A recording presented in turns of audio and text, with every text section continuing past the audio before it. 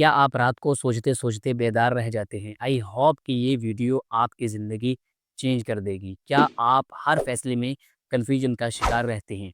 Overthinking एक silent killer है जो आपकी एनर्जी को ख़त्म कर देती है, जो आपको एनालाइज़ कर देती है, जो आपके कॉन्फिडेंस लेवल को नीचे ले आती है।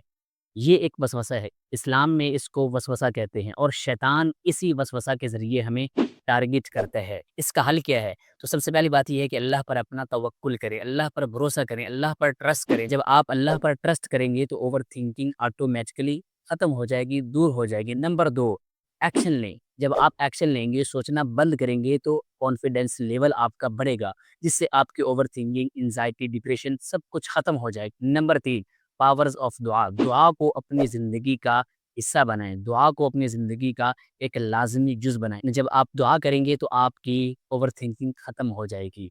याद रखें, ओवरथिंकिंग से फ्रीडम तब मिलता है जब हम अपनी सोचों को, अपनी थॉट्स को कंट्रोल करना सीख लेते हैं और ये कंट्रोल इस्लाम के ज़रिए से ही हमें आएगा। Islam is the complete code of life, Islam is the ultimate solution. अगर आपको ये वीडियो पसंद आई है तो इसको लाइक करें, शेयर करें।